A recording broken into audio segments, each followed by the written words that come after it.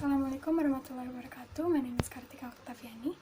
Today I'm going to do the free final test for my English, phonetics, and phonology. So, Unit 1, we're going to talk about introduction to the word of phonetic and phonology. First, I'm going to explain you what phonemes is. So, phoneme is a small, regularly used sound that use it in any language, like vowels and consonants. There are vowels and consonants. And then, what is vowel and consonant?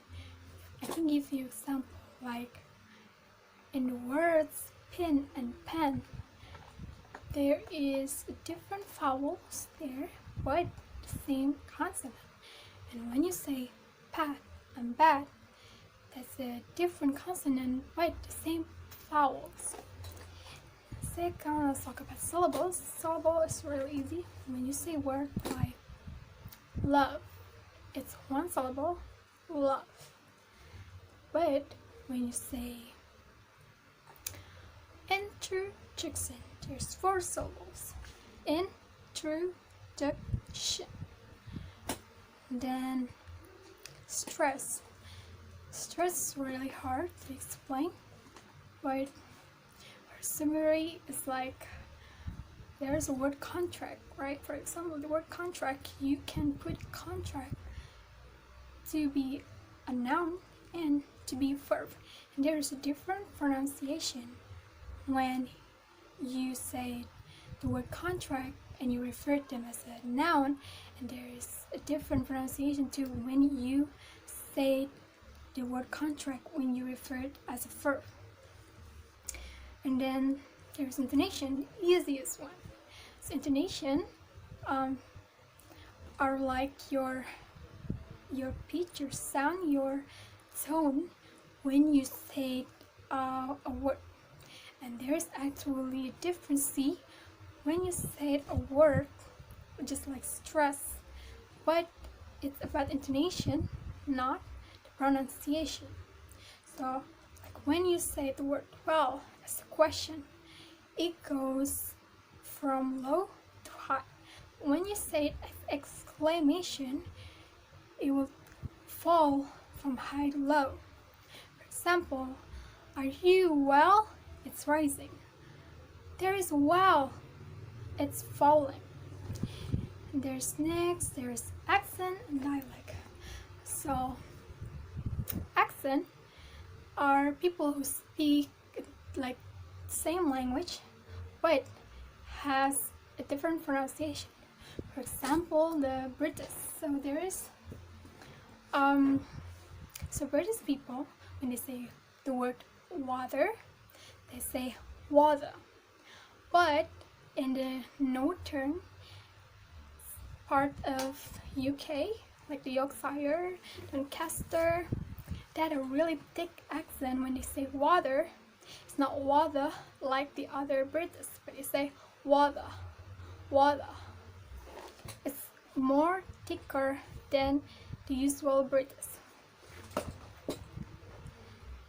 Dialect, for example, like dialect are not just pronunciation like accent. Dialect are vocabulary, grammar, stuff like that, but they speak in the same language. For example, American English with the black community English. When they say Ghana, the black community usually use the word fana, and like when they say S-A, they say S-A, not S-A. And then like British, American, there's dialect too, and British, American English with the Australian, they're different too, they're dialects too, because they had several different vocabulary. And then that's for unit 1. Let's go to the second unit. Unit 2, the producing of speech sounds. So when we speak, we make sound that sound are actually the result of muscle contracting. The muscle in the chest that we use for breathing are actually the one that we needed the most to make almost every speech sounds. The muscle and the larynx produce many modifications in flow of air from the chest to the mouth. After passing to the larynx, the air goes to what we call the vocal tract, which end at the mouth and the nostril. We call the part comprising the mouth the oral cavity, and the part that leads to the nostril the nasal cavity. Here, the air from the lung escapes into the atmosphere. We have a large and complex set of muscles that can produce changes in the shape of what vocal tract. In order to learn how sound speech are produced, it is necessary to become familiar with different parts of the vocal tract. These different parts are called articulators, and the study of them is called articulatory phonetics. So I'm going to explain to you the 7 articulators. First is the pairing. The pairing is the top which begins from just above the larynx. It is 7 cm long in women and 8 cm long in men. And at its top, it's divided into 2 parts. One being the back at the oral cavity and the other being at the beginning of the way through the nasal cavity. Second, the soft palate or phallum. It is in a position that allows air to pass through your nose and through your mouth. Yours is probably in that position, right? But when you speak, it raises so air cannot escape to the nose. The other important thing about the soft palate is that it is one of the articulators that can be touched by the tongue. When we make the sound k and k, the tongue is in contact with the lower side of the soft palate, and we call this phalar consonant. Third, the hard palate, that is often called the roof of the mouth. You can feel its smooth, curved surface with your tongue. A consonant made with the tongue close to the hard palate is called palatal. The sound y in yes is palatal. Fourth, the alveolar ridges is between at the top front teeth and the hard palate. You can feel it safe with your tongue. Its surface is really much rougher than it feels and is covered with little ridges. Sound made with the tongue touching there, such as th and th, are called alveolar. Fifth, the tongue. The tongue is a very important articulator, and it can be moved into many different places and shapes. It is useful to divide the tongue into different parts, though there are no clear dividing line within its structure. 6. Teeth, upper and lower. Only at the front of the mouth, immediately behind the lips. This is for the sake of simple diagram that you should remember that most speakers have teeth to the side to their mouth. Back almost at the soft palate, the tongue is in contact with the upper side teeth for most speech sounds. Sounds made with the tongue touching the front teeth, such as called dental. The lips. The lips are important in speech. They can be pressed together when we press the sound and brought into contact with the teeth, as in, or rounded to produce the lip shape for vowels O. Sounds in which the lips are in contact with each other are called bilabial, while those with lip teeth contact are called labiodental. Vowel and consonant.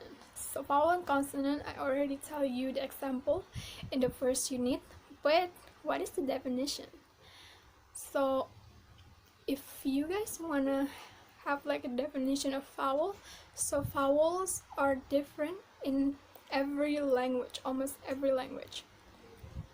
Like a, e, u, e, o, that's vowel, and consonant are the d, t, something like that.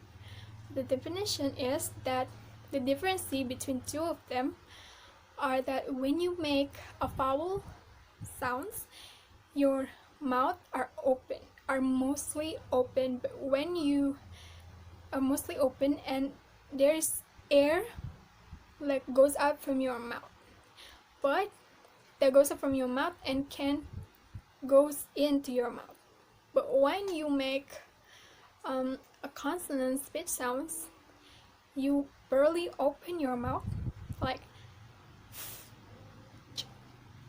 you barely open your mouth like a, e, o, e, o, the other vowels. And then next is short vowel. Short vowel is one of English vowel sounds. Short vowel are relatively short when you say it. It's symbolic by one symbol only, and they look like this. This one.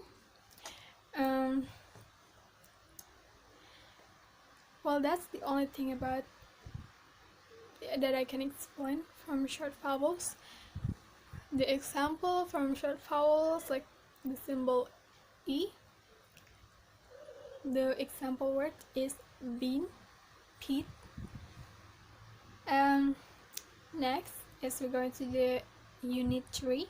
So unit 3 is about long vowels, diphthongs, and triphthongs. So long vowels are actually almost like short vowel, the symbol like short vowel, but have two dots behind them, after them, and it pronounced way longer. Like if it's in short vowel, the symbol E just E, but in the long vowel so E, E. For example, like the words see, mean, peace, bean. It's way longer than the short vowel.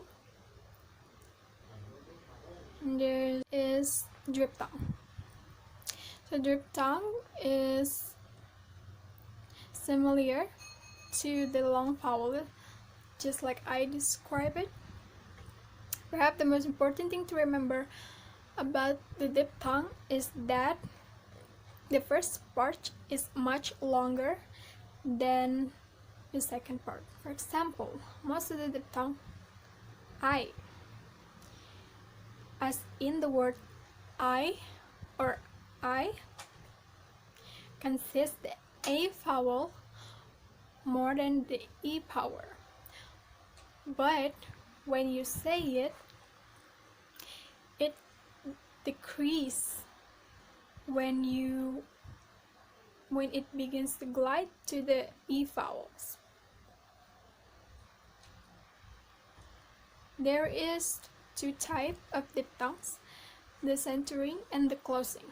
So the centering diphthongs are the one who ended with this symbol,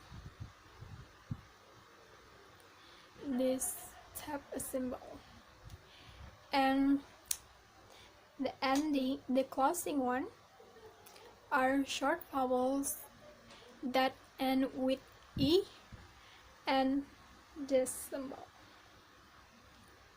It's kind of hard to explain, that I can show you the symbol.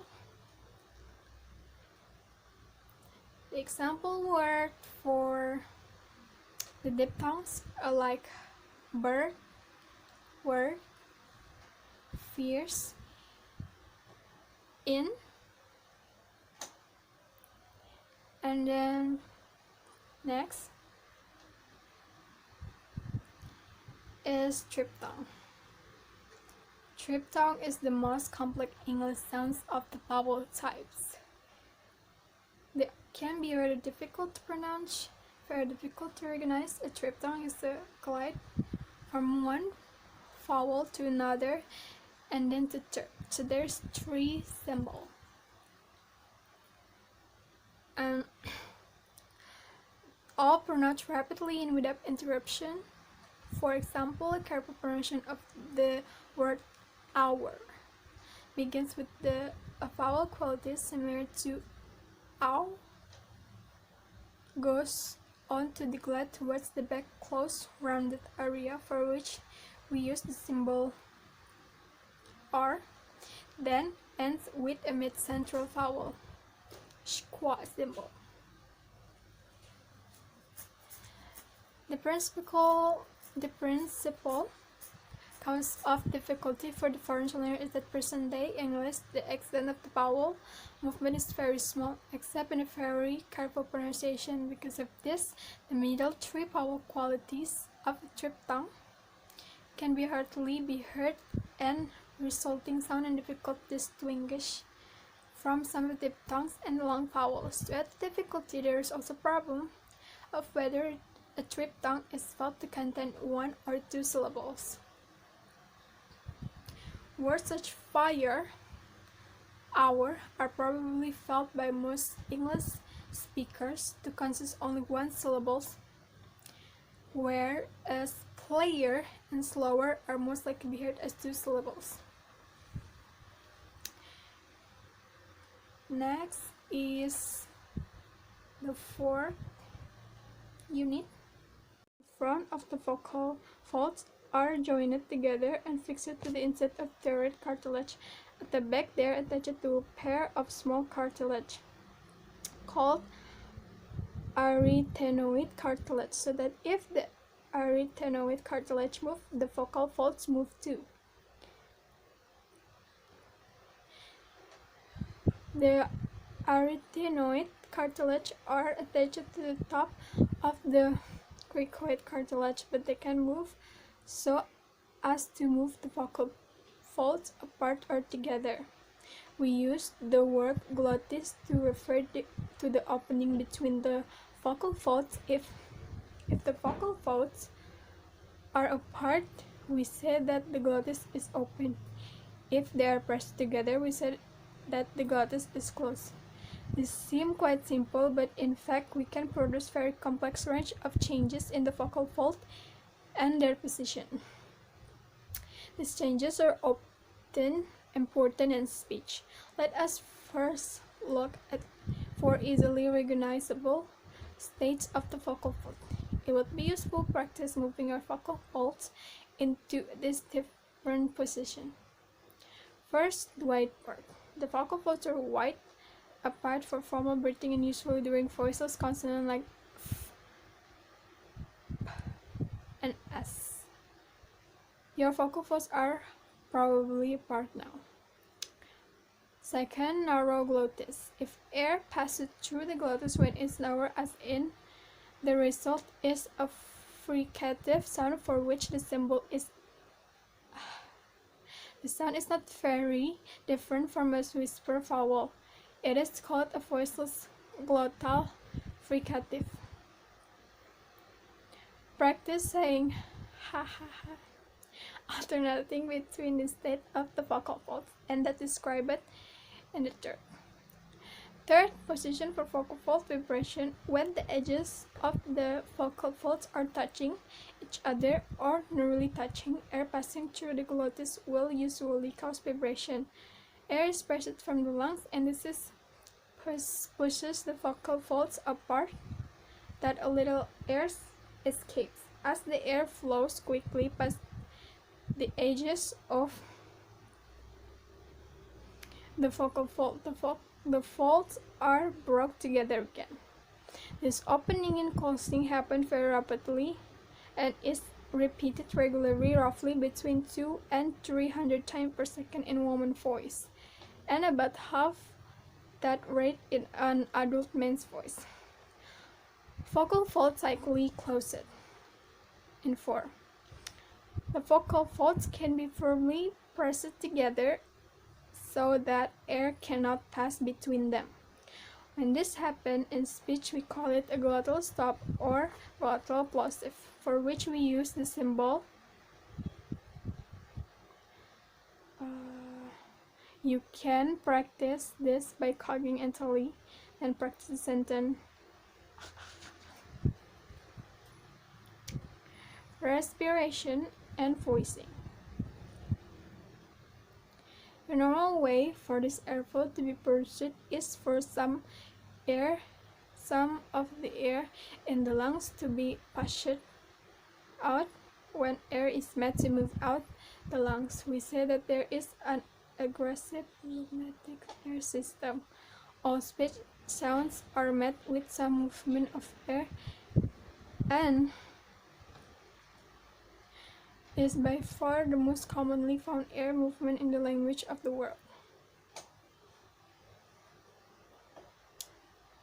Next, if the vocal folds vibrate, we will hear the sound that we call voicing or phonation. There are many different sorts of voicing that we can produce. Think of the differences in the quality of your voice between singing, shouting, and speaking quietly. Or think of the different voices you might use reading a story to young children, in which you have to read out what is said by characters such as giant, fairies, mice, or ducks. Many of the differences are met with the larynx. We can make changes in the vocal folds themselves. They can, for example, be made longer or shorter, more tense or more relaxed, or be more or less strongly pressed together. The pressure of the air below the vocal folds or the subglottal pressure can also be varied. Three main differences are found. First, variation in intensity. Second, variation in frequency. Third is variation in quality. Plosive. Plosive is consonant articulation with the following characteristic. 1. One particular articulator is moved against another. Two articulators are moved against each other, so as from structure that allows no air escape from the vocal tract. This structure is then total. Second, after this structure has been formed and air has been compressed behind, it's released, that is, air is allowed to escape. If the air behind the structure is still under pressure when the plosive is released, it is possible that the escape of air will produce noise loud enough to be heard. This noise is called plosive. 4. There may be voicing during part of the plosive articulation. English plosive. English has 6 plosive consonants.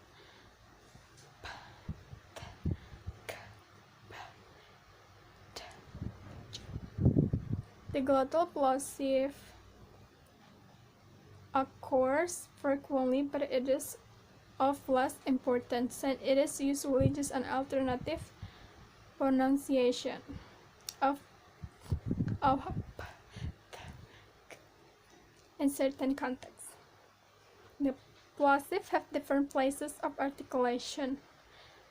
The plosives and are bilabial since the lips are pressed together. Are alveolar since the tongue bed is pressed together against the alveolar ridge. All 6 plosive can occur at the beginning of word initial position, between other sounds or medial position, and at the end of the word final position. To begin with, we will look at plosive preceding vowels. And following vowels, we will look more complex information later.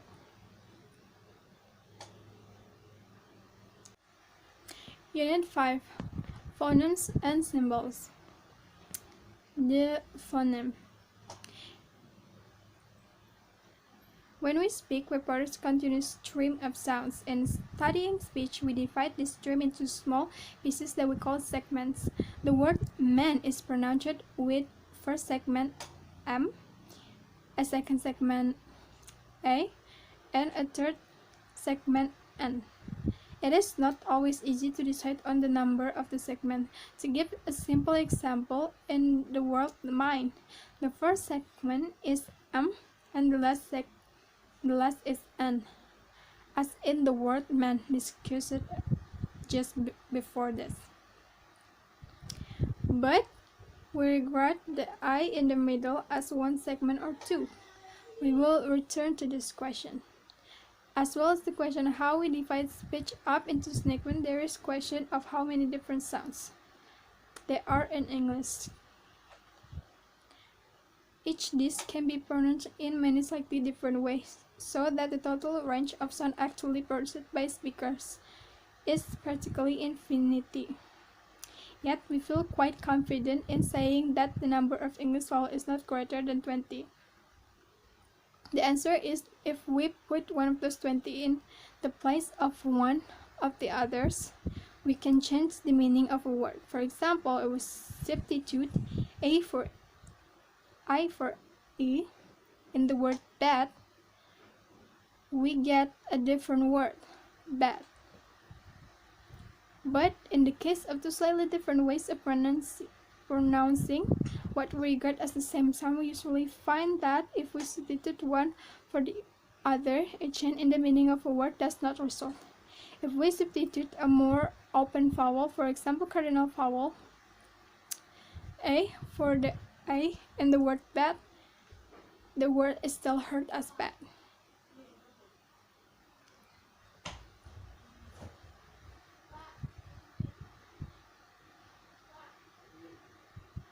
Symbols and transcription.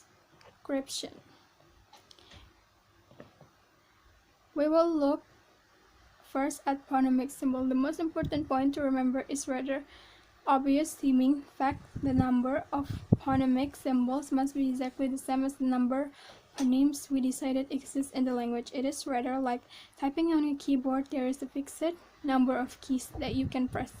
However, some of our phonemic symbols consist of two characters. For example, we should treat as phoneme. So is a phonemic symbol consisting two characters. And one of the traditional exercises in pronunciation teaching by phonetic method is phonemic transcription, where every speech sound must be inputted as one of the phonemes and written with the appropriate symbol. There are two different kinds of transcription. Exercise in one, transcription from dictation. The student must listen to a person or recording and write down what they hear. And the other, transcription from written text. The student is given passage written in orthography and must use phonemic symbol to represent how she or he thinks it would be pronounced by a speaker of particular accent. In phonemic transcription, then only the phonemic symbols may be used. This has the advantage that it's comparatively quick, easy to learn to use it. The disadvantages is that as you continue to learn more about phonetic, you become able to hear a lot of sound differences that you were not aware of before, and sudden at this stage find it frustrating not to be able to write down more detailed information. Phonology.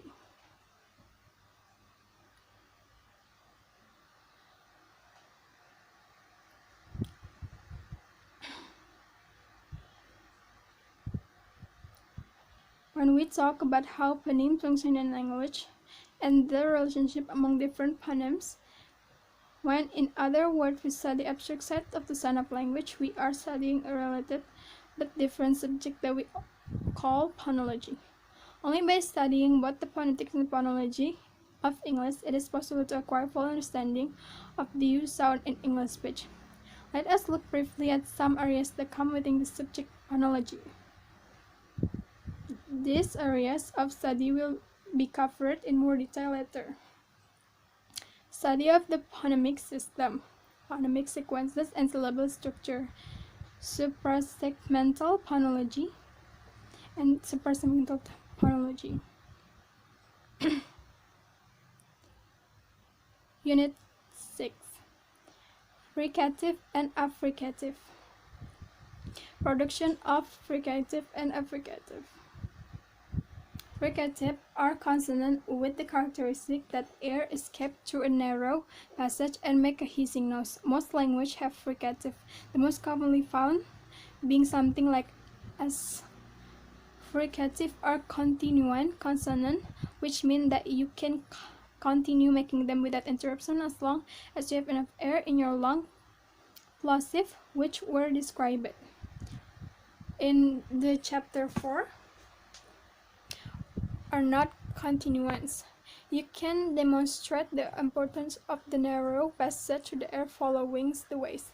Make a long hissing S sound and gradually lower your tongue so that it's no longer close to the roof of the mouth. The hissing sound will stop the air passage gets larger. Second, make a long F sound, and while you're producing the sound, use finger to pull the lower lip away from the upper teeth. Notice how the hissing sound of the air escaping between teeth and lips suddenly stops. Affricative are rather complex consonants. They begin as plosive and as fricative. A familiar example is the affricative heard at the beginning and the end of the word church. It begins with articulation practically the same as that for the, but instead of a rapid release with plosive and aspiration as we should find in the word teeth, the tongue moves to the position for the fricative that we find at the beginning of the word ship.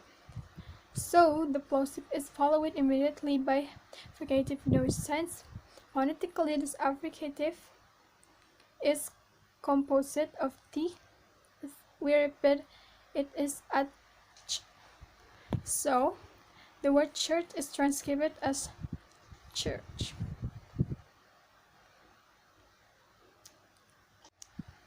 Unit 7. Nasal and other consonants. Nasal. The basic characteristic of nasal consonant is that the air is kept through the nose. For this to happen, the soft palate must be lowered. In case of other consonant and vowel of English, the soft palate is raised and air cannot pass through the nose. In nasal consonant, however, air does not pass through the mouth. It is prevented by a complete closure in the mouth at some point. If there is a long sequence of removing your tongue from the position for alveolar closure, you will feel your soft palate moving up and down. The three types of closure are available: alveolar and velar. The set of places produce three nasal consonants: